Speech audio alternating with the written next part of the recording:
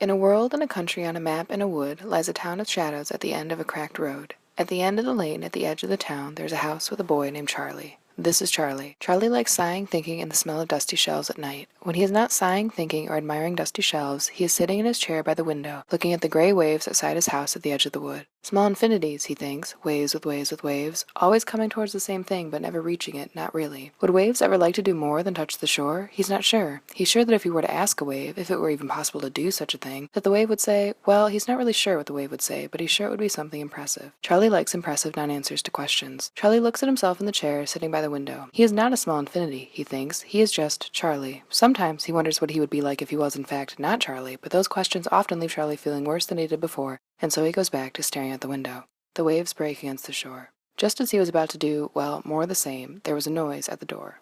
Charlie can't remember a time where his door is knocked, not ever. Who could it be? Charlie startles at the sight of a face at his door, the first visitor to his house at the end of the lane at the edge of the town. Charlie stares in shock at the spots of, what were those things on her face? He had never seen such a thing before. Hello? He asked. Hi, what are those things on your face? Charlie asked. What do you mean? Charlie sighs and points to his own cheeks. Those things, he says, on your face. He is shocked to hear a question with a real answer come out of his mouth. My cheeks? The strange girl on Charlie's doorstep touches her face, and Charlie watches her hands move, the motion reminding him of waves and infinities. I ran here to the end of the lane to give you this card. Are my cheeks red? What is red? Red, like the color. Color, he thinks. Now there is a word. Charlie reaches out and takes the postcard from the girl. Colors aren't real, he says. Now that was strange, Charlie thinks to himself. The girl continues to visit Charlie, much to Charlie's confusion. Each day, Charlie answers a knock at his door to find a new postcard in the hands of the strange girl he comes to find is named Colette. Colette shows Charlie postcard after postcard of places Charlie's convinced don't exist, and he tells her so. Why do you show me imaginary places? Charlie asks. He is getting used to asking real questions of Colette. Because they're real, Charlie. Charlie dubiously looks at the postcard. I'm not sold. He also is not sold on the weird things Colette wears when she visits the boy at the end of the lane. They're colors, Colette says. She laughs when she speaks, and Charlie finds himself imagining the rustle of leaves. He doesn't think of dusty shelves or sighing when he sees Colette, and this strikes him as passing strange. If colors are real, why is it only you who has them? Charlie asks. There, Charlie thinks, a question the strange girl can't answer. I don't know. Maybe you just aren't looking. As Colette says goodbye and starts her long walk, well, Charlie admits, Colette walks more like a wave, bobbing from side to side on the lane. Charlie thinks about the aspects of looking versus non-looking. Charlie sits in his chair by the window, which no longer makes him feel like a mixture of not happy and not sad, but more of a waiting, since Colette often comes when he is in his chair by the window and stares at the sky. The sky is blue, according to Colette. Charlie sees nothing but sky. He's looking, he thinks to himself. If he's looking, he must be seeing, but this one is from somewhere far away. I found it on the ground. See?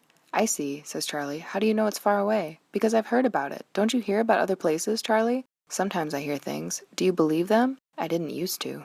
Colette might know more answers to Charlie's non-questions, Charlie thinks. Charlie looks out at the waves and where they meet the sky, and instead of sighing, Charlie sits. He stares out at the waves and the sky and tries to see what Colette tells him is blue. Charlie no longer thinks of dusty bookshelves. Instead, he thinks of postcards. Charlie watches the postcards on his bookshelves and tries to think of real answers to questions. Colette explains to Charlie about something called the universe. It's all the same, Charlie. We're all in it. Not true, Charlie thinks. Sometimes he feels quite like he's not a part of the universe at all. It's hard to feel connected to anything at the end of the lane. Maybe, he says. But really, she says, think about it. We all have little specks of the universe in us, and together we make the world. Specks, Charlie says. He squints at Colette and decides to ask a real question. Like dust?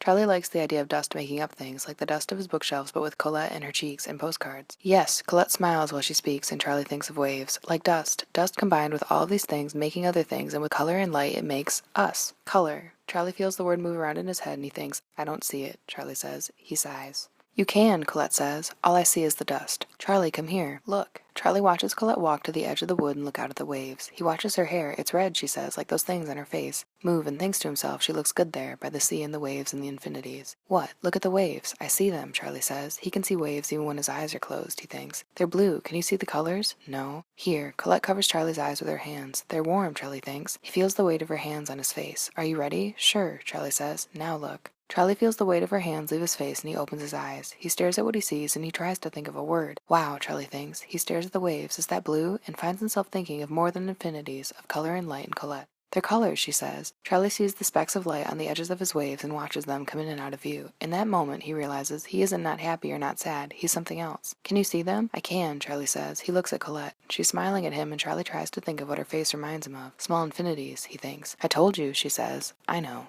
What do you think? Charlie stares hard at the waves and tries to think of what he means. He feels something weird in his chest. Charlie settles on the feeling moving in the air around him and Colette, by the waves and the road and the woods and the house with the boy named Charlie. The world is beautiful.